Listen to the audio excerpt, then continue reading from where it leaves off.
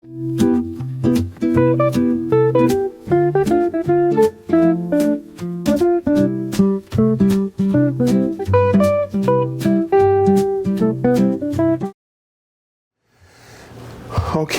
my name is Rich Schmidt. We're here with Jody Bogle. It's October 9th, 2025. We're at the Nicholson Library at Linfield University in McMinnville. Jody, thank you so much for joining us today. Thank you. First question to get things started is why wine?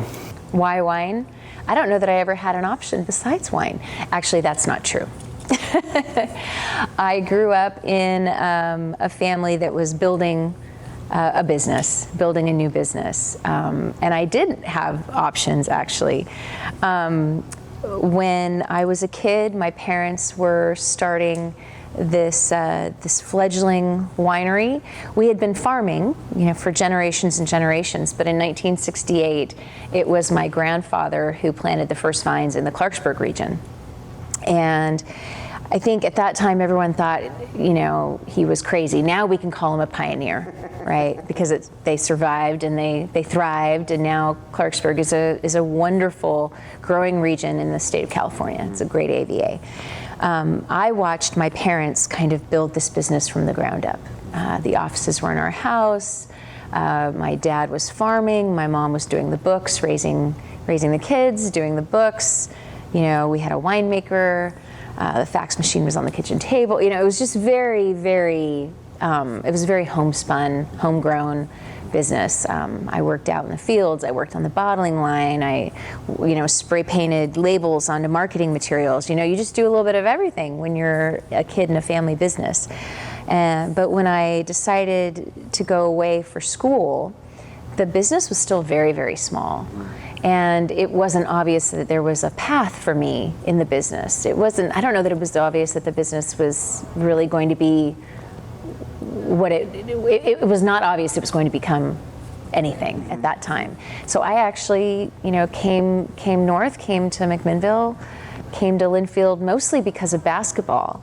I played basketball in high school, but it was a very, very small high school, and I couldn't have played anywhere big. And so I came up to Linfield and did a summer camp and loved it, and decided that was where I wanted to come. It also had a lot to do with the fact that both of my parents were alums. My mom and dad, Patty Jody Bogle and Chris Bogle, were a class of '73, met here, married here, and started their life here. And so I don't know if I felt some oldest child responsibility to carry that on, or if it was just so romantic, I don't know.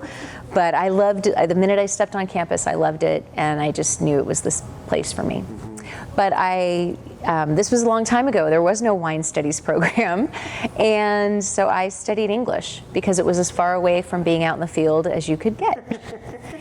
And so I loved it. I was an English major, and I got my teaching credential at the same time. My parents let me know that if 4 years they would help me with, but if I went to school more than 4, I was on my own. And so I got everything done in 4. And when I graduated, I started teaching in the Portland area. I was substituting. I got a long-term sub job in Lake Oswego, which was quite a catch at that time. And but after that ended, I got my first full-time job in Banks, which was a farming community that reminded me a lot of Clarksburg. And so I love that very much.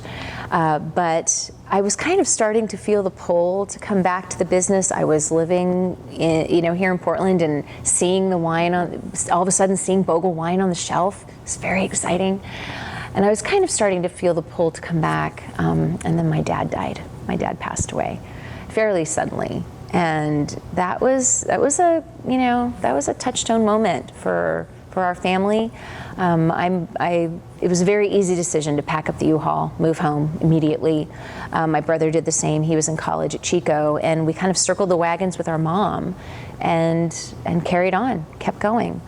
And that was almost 30 years ago now. So it seems crazy to think it was that long ago. And so I was really lucky to get to work with my mother for the next 10 years. She was a phenomenal business person, which is funny because in college I think she majored in poli-sci, and I think mainly in my dad. And so she didn't, She didn't study to run a business. She didn't study to build a business to one of the top 20 largest wineries in the country. But she did it.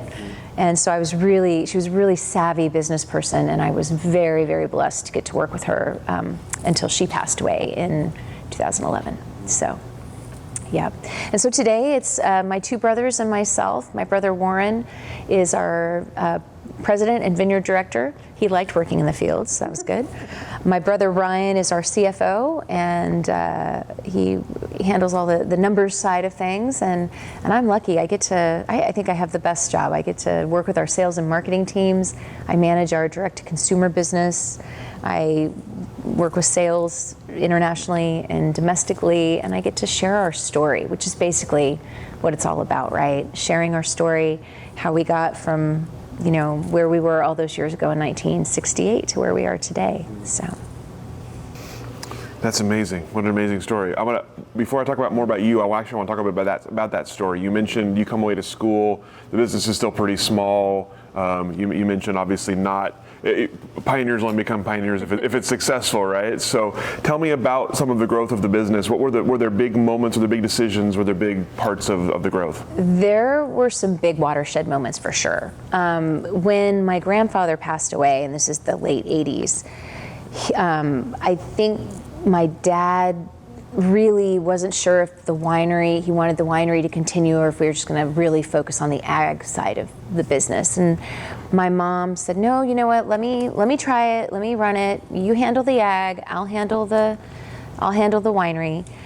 And then after that, that was a big risk to take, right? And then from there, when my father passed away, 8 years later, do we close up shop? Do we say, hey, it's been great, what do we do now? Or do we keep going? And we did. We wanted to keep going. When our mom stepped away and then ultimately passed away, do we continue to, my brothers and I, do we continue to go forward? Or do we, and we leaned in, we were building a new winery at the time, and it was a huge investment. And so for us, it's been, kind of, I think, a series of calculated risks. We've been very blessed to, that those risks have come with hard work, with being sometimes in the right place at the right time, with having a wine that people really have gravitated to over the years, a product that's been value-based, over-delivers at the price point. I know a real big moment for us was in 1998 or 99, the Wall Street Journal had wine writers, Dorothy Gator and John Brescher, who wrote for the Wall Street Journal, and they had the Dow Jones Chardonnay Index and the Dow Jones Merlot Index. And in 1998, they listed our Chardonnay and our Merlot as the top wine on that list. Wines under $10, best bang for your buck. And that was really a huge moment. People would walk into the tasting room with the paper under their arm, when people still had newspapers, right? They'd walk in with a newspaper under their arm and say, I want to try this wine. It's one thing to be written up in the Wine Enthusiast or the Wine Spectator, but when the Wall Street Journal writes about you, that was huge for us. And that really, I think, was the start of some stratospheric growth for us over the next 15 years. So, on that kind of growth, tell me about those sort of decisions. How did the business grow? When it came time to purchase or to grow, what were the big decisions being made? We were really just trying to keep up with demand. We were increasing land holdings as much as we could. If somebody was selling a field or if there was fruit available, we were buying it. Constantly just trying to meet the demand that was out there from our distributor network. But it was, and most of it wasn't strategic at that time. It was, we need more Merlot because our forecasts this year are for more. So it was really, it was a scramble, but with the team we had in place, our winemaking team, our wine growing team, my mom at the helm, we just made it happen. We always found a way to make it happen. I want to back up and talk about you a little bit more here. You mentioned obviously coming up here, basketball related. Tell me about first time on Linfield campus, before you were a student. Tell me about coming up for basketball camp. What were your memories? What were the things that impressed upon you? You know, it was, I have to say, it really was one, it was the camp, like the campus was amazing because I was a kid and it was just, I was from a small town, and so just getting out of my town was incredible. And so seeing the campus, and it looked so different than anything, you know, very, you know, East Coast collegiate, Dead Poet Society kind of look, right? It was very romantic. But a lot of it had to do with the men's basketball coach at the time, Larry Doty. He was running his basketball camp in the summer, and I came up to do the camp, and he was inspirational. He was exciting in his mannerisms and about sports and about Linfield. And he just had, I just thought that's real. I want to be a part of that. I want to, you know, feel in a place like this where I want to belong in a place like this that is just so energetic and enthusiastic and fun. And so that for me was really part of it as well.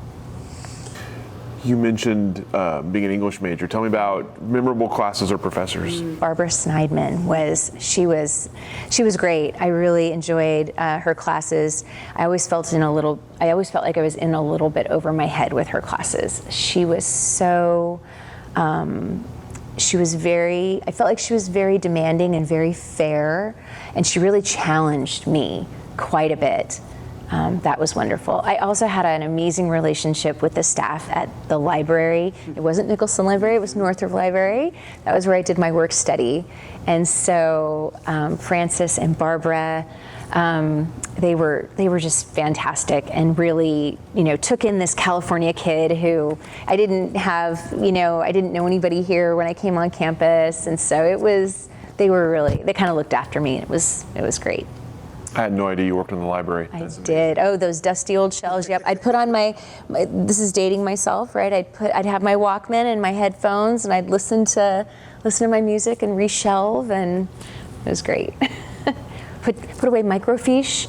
Does anyone even know what that is anymore? We have like one cabinet left. It's almost like a museum back there.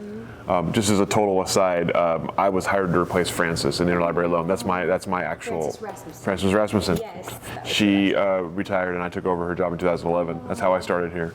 I never met her, but I heard many stories. She was lovely. What were, outside of sort of class and that, what were the memories you have of Linfield? What were the moments that stick with you, or the relationships that stick with you? Most of the relationships and the people I'm still close with are people I played basketball with. There's just something about that camaraderie, being on a team.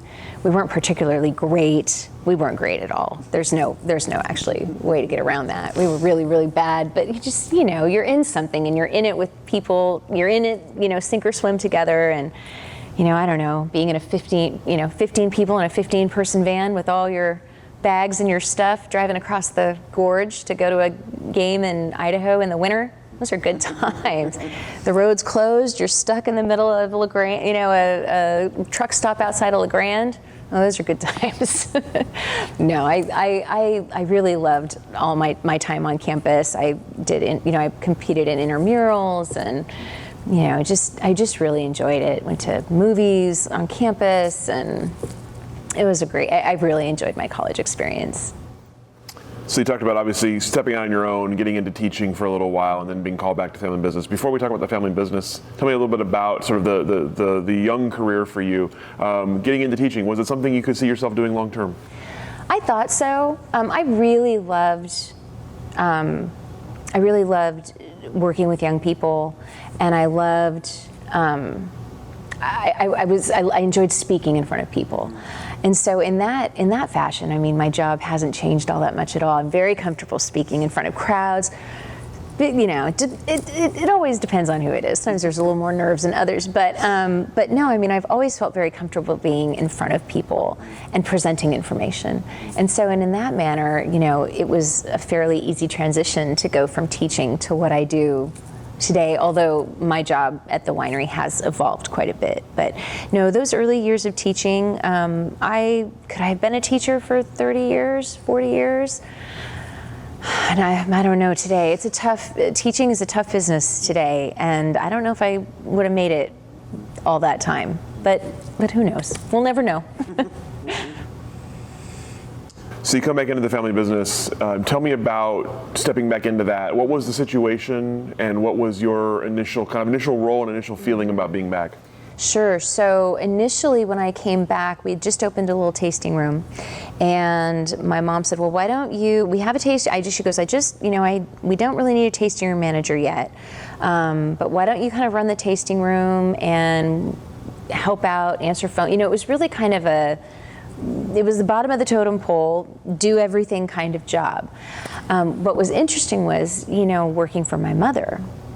And I had bosses, I had worked for other people, which was good, but where you can't argue with other bosses, you can argue with your mother. And so we had quite a few years where we went, head to head on things and didn't always see eye to eye, and she would always get so frustrated with me because she was a numbers person. She loved spreadsheets, just loved a good spreadsheet.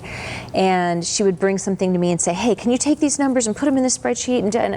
And I would look at her like a deer in the headlights, and she'd just say, oh, give me that, I'll do it myself, fine.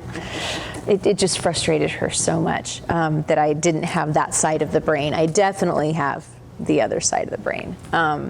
So those first years were interesting, but we were all kind of just still finding our way in the business. Warren came back and immediately took over what my dad had been doing, his responsibilities farming, and that was all. Warren was very happy to do that. That had been his goal. He was studying ag business at Chico, so he was working toward that.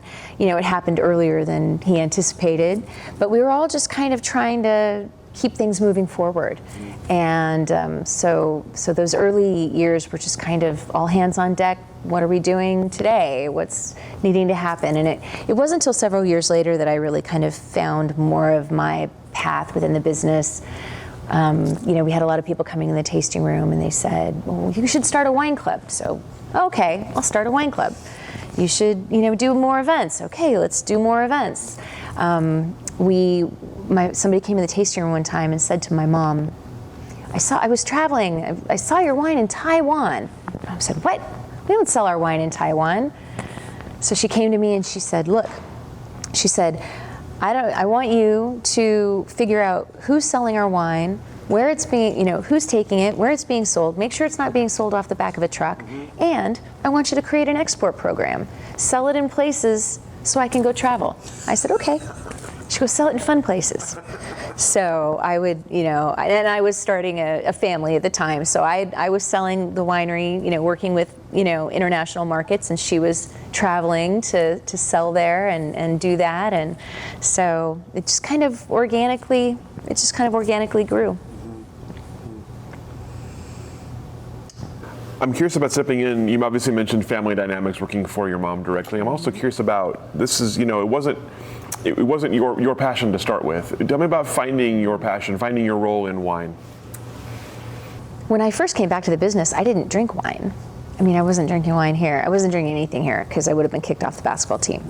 So I didn't have a big drinking background. I didn't appreciate it. We had always had a little bit at meals on the holidays, but that was really the extent of my wine drinking. And I remember right after I came back, there was a Christmas party, and everybody, was passing around a bottle of wine, and I took a sip, and I just was like, ooh, wow, okay. And we had one sales girl at the time, and I remember her saying, let's get you a glass of orange Moscato. You might like that. This is when I'm, 23 years old.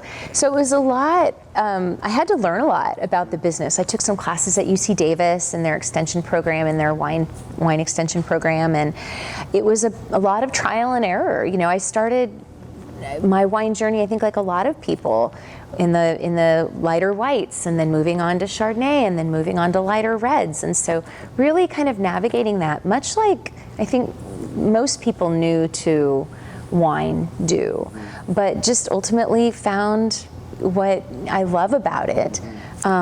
and like I said, I think it fit very well. What I was doing fit very well with what I felt my strengths were, which was talking to people, sharing our story, hospitality, working with people, just working with people. And so it dovetailed very, very nicely. So as your role evolved into what you're doing now, tell me about, I guess, going from just being comfortable in something to enjoying it or to excelling at it. Have there been moments for you where you felt like, okay, I got this, right? This is. Oh gosh, I don't know that you ever feel that in a family business, because, and especially the wine industry, it is always evolving. There are always challenges. There are always things that are, things that you're trying to places you're trying to get to, things you're trying to navigate. It's also, as a working mom, I never feel like I had this. I think I always went from, I think scrambling is just kind of the norm for a lot of working moms, right? You're trying to work and get your job done, but also trying to get dinner on the table and make sure you don't forget soccer practice, don't forget the shin guards. So, it's just always, it's a balance and trying to make sure you're getting from point A to point B. I don't know that I've ever actually taken a breath to say, all right, here we are. And I don't mean to make it sound like that's been difficult for me or I haven't enjoyed it, because I love what I do. I absolutely love my job, and I think that's what makes it so hard, right? Having to tell my daughter, I'm sorry, kiddo, I'm not going to be at your recital because I'm working in Michigan this week. Because I love you and I want to see all the things that come with, you, and I'm there as a part of your childhood and support. But I also love what I do here. So, and I want to, help build the business, and I'm committed to this family that's, given us what we have. So it's navigating that line, and I remember my mother telling me, this is before I had kids. She said to me, well, you can't have it all. And I was like, what is she talking about? You can have it all. Women can have it all. What's she talking about? She said, no, look. She goes, when you're killing it at work, you're gonna forget the shin guards. Mm-hmm. You're gonna miss a recital. There'll be things that won't you'll be having mac and cheese for dinner, and that'll just be okay. She said, and then sometimes when all the pieces are firing, everything's firing at home, deadline's going to get missed at work. She goes, you can't have it all at the same time. And you know what? She was right. Absolutely 1,000% right. Aren't our parents always right about everything? I keep trying to tell my kids this. So. Annoyingly, eventually, yes, they're right about everything. You've talked a lot about being a woman in the wine industry, a woman especially upper levels of the wine industry. Tell me about initial feelings on that, and how, if at all, that has changed for you in the time you've been in the industry. Oh, sure. I mean, the wine industry has always been really male-dominated. When I came back to the business, there were very few women running wineries, making wine. So kind of following my mother, who was quite a trailblazer, and leading this company by herself, I really learned a lot from her. But I mean, today, there's women, there's women in wine, there's such a fantastic movement. It's become so much more inclusive of women as in leadership roles, in the C-suites, right? In the winemaking roles, in the viticulture roles. So there's been a big shift, and I just so appreciate that the industry has been open to that. So obviously you have still family dynamics at play tell me about working with your brothers and how it's been over these years. What's so fantastic about working with my brothers is we all have our own niche. We all kind of have our own path, right? Our own lane. Warren in the vineyard, that is absolutely his domain. I mean, he knows whatever you might need to know about our vineyards, our state vineyards. Ryan, with the financial side of things, is fantastic because that's not a strength I have at all. And so me being more kind of consumer facing, consumer focused. So, we don't agree all the time. What's interesting is we disagree much less than we agree. Because at the end of the day, we all have the same goal and we all want the same thing, which is for this company to stay strong, to stay relevant, to continue to grow so that maybe the next generation someday might become a part of it. How we get to those places is different because we're all coming from our unique perspectives. But I think that foundation makes us stronger because we do see things differently. It makes for some interesting conversations around the conference room table. But at the end of the day, we all want the same thing. So on that note, talking about sort of the future for Bogle, what is the plan, what is the hope for you as you look ahead for the future of the business? We're in a really interesting time in the alc-bev industry. Very, very interesting. Consumption is down. It's just a very, in the time I've been, in my career, we've never seen anything like it. And so right now it's really about how we navigate the challenges that are coming at us. I know a lot of people are focused very specifically on, getting the younger demographic to drink and getting, this Gen Z to drink. But when I was the age of a Gen Zer, I wasn't drinking wine. I think it's a lot to expect these Gen Z kids to just all of a sudden jump in and start drinking beautiful Cabernet Sauvignon, right? They have to start with other things, just like I did, right? Just like we did. So it's navigating a lot of things.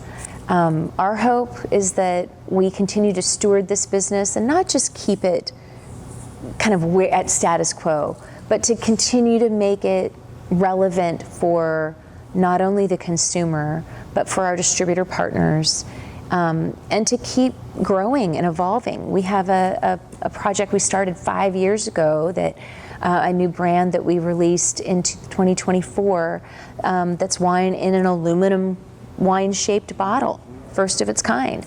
And so just trying to continue to push the envelope and find new things, while at the same time not letting go of the values that got us where we are today, right? Kind of treading that line between the tradition and what's going to get us to the next generation. So the aluminum wine bottles was actually something I wanted to ask you about, since it's something you're kind of known for. So tell us about that, the genesis of that project. Elemental wines, yes. It's been very exciting. It started, as I said, about 5 years ago with us looking at alternative packaging options. We looked at boxes and tetras and juice boxes, all the things, and cans, and we liked aluminum a lot. Available, made in the United States, recyclable, lightweight, lowering a carbon footprint of wine, but we didn't like the idea of the can. Now, there's a time and a place for everything, but we just wanted to push the envelope a little bit. And so we thought, well, what if we put wine in an aluminum bottle, not an aluminum can, an aluminum bottle in the Bordeaux, the traditional Bordeaux shape, 750 milliliter size, so that people can still enjoy it with a group, with friends. And so we went to several aluminum companies in Pennsylvania, and they all said it can't be done. Aluminum doesn't bend that way. Can't do it. That's why no one's done it, because they can't do it. Okay, so we went back to the drawing board, but about 2 or 3 months later, we get a call from one of the companies, and they said, you know what? We got some new equipment. We actually might be able to do this. So we partnered with this company and invested with them to create this technology, and we're so excited that 3 years later, we were able to release Elemental wines. It's 80% lighter than glass, the bottle is 80% lighter than glass. It's infinitely recyclable, and it reduces wine's carbon footprint by 30%, which is incredible. And it's still an eco-friendly and sustainable option for people that doesn't make them sacrifice what they love about wine drinking. The quality of the wine is there, the shareability of the wine, but it's also great to throw in your backpack and take on a hike. You can take it on a boat to the beach. It's great for places where glass isn't an option. So we're really excited about it. The wines have been well received. The quality of the wine is remarkable. All 4 of the wines, the Pinot Grigio, the Rosé, the Pinot Noir, and the Chardonnay, all got scores the first year out. So we're really, really excited about where this project can go. It's really cool. It's really cool. I love that. I'm curious about, in addition to that, accomplishments. As you look back from where you started to where you are now, what are things that you're particularly fond of or proud of that you've been a part of at Bogle? Oh gosh, I would have to say I'm very, very proud of our relationships with the industry, our distributor partners across the U.S. We've had long-time relationships with many of them, and I feel like we've been able to maintain a reputation in this industry that our family can be really proud of. The reputation that we make high-quality wines that over-deliver at every price point so that a consumer can go grab a bottle off a shelf and know that they're getting more than their money's worth. That means a lot. That the consumer has such confidence in what we do and what we've done all these years. I'm very proud of that. So. You obviously mentioned interesting times in alcohol beverage industry right now, and obviously adjustments are being made. Give me a look ahead for the next few years, so the rest of the decade, perhaps. What are you looking at? What are you paying attention to? What are you hoping for the next few years in the wine industry specifically? I think we're just hoping that people continue to see the alcohol beverage industry with an open mind, right? There's a lot of information coming at people. Not all of it is true, right? Where we get our information today, where people get their information, it's important to know, for us, wine has always been a lifestyle. And when you make it a part of your lifestyle, when you sit down with your family at the end of the day and have a meal and have a glass of wine, it's not about the extremes, right? It's about making it a part of your life and enjoying everything in moderation. So I really hope that people can kind of keep an open mind to the fact that wine has been a part of culture since, gosh, the beginning of it.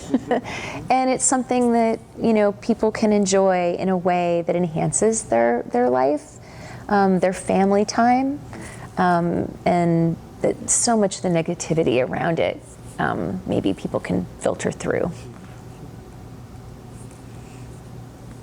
And let's look ahead for you a little bit. As you look ahead for your own future, what's next for you? What have you not done that you want to do? What have I not done?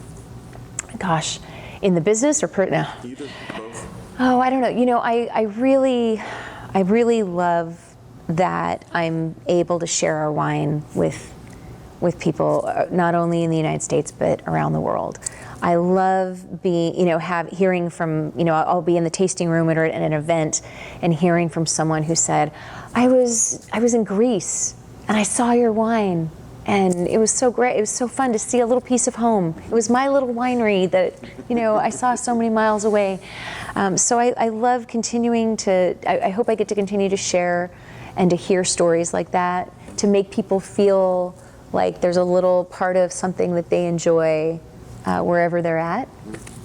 I want to continue to challenge us as a company to try new things like Elemental, and continue to grow the Bogle family collection of wines in a way that is sustainable and organic. We're never going to be a company that comes out with 15 new wines a year. That's not us. But to look strategically at what trends are out there in the marketplace and what people are gravitating to. Like, for example, right now, people are gravitating to lighter, brighter white wines. Well, the very first grape my grandfather ever planted was Chenin Blanc. And so how exciting. We've always made a Chenin Blanc. It's been available at our tasting room, but not widely available. So how exciting that we all of a sudden now have a community that's looking and talking about Chenin Blanc. And we have one. We've had one this whole time. So we're increasing production of it, and I just heard that it's been authorized for grocery stores in Texas for the spring of 26. So things like that, it's so exciting that we have these opportunities, but they're still so tied to our roots and our tradition. So it's about dovetailing where, the future of the industry and where things are going with the things that we do well. And I think we have a lot of opportunity there. Talk about Linfield again for a second here. Tell me about how you have stayed connected with the school since graduation. Oh my goodness. I really, really was hoping that my college student would consider Linfield. And we came and we toured, and she enjoyed it. She ended up somewhere else and is enjoying her it's the right place for her. But I said, are you sure you don't want to be the third generation to come to Linfield? But I do have a younger daughter she's got some time. She's only in the 6th grade, so she's got some time to figure it out. But so I have one more chance that maybe, just maybe, there might be a next generation here at Linfield. She's a basketball girl too, so we'll see what happens. Have you, I'm curious, so with your relationship with the school, have you stayed in contact? Have you paid attention to Linfield's growth? It's amazing to come back up here and see. So where we're sitting, this was the HP campus, and I used to have to run around it when we were doing conditioning for basketball. Like sometimes a few of us would actually cut across the field. I think we probably ran right through here when we were doing our conditioning for basketball. But it's amazing to see the growth of Linfield and the change from Linfield College to Linfield University, and just I love to see and to read about how Linfield continues to be a leader in private education. And it's just been so exciting to be back on campus and to see every time I come there's something new and something exciting, but also, just to walk in that Ted Wilson gym and smell the smells, and to go to a football game and to get rained on, and it's just, there's something that just brings me back and to being 19 years old every time I'm back on campus. So. Thank you so much for taking the time to share your story with us. Welcome back to Linfield. Thank you. Enjoy your homecoming weekend. And I'm excited about the next couple days. It's going to be a lot of fun. Excellent. Couldn't let you off the hook. Thank you so much. Thank you.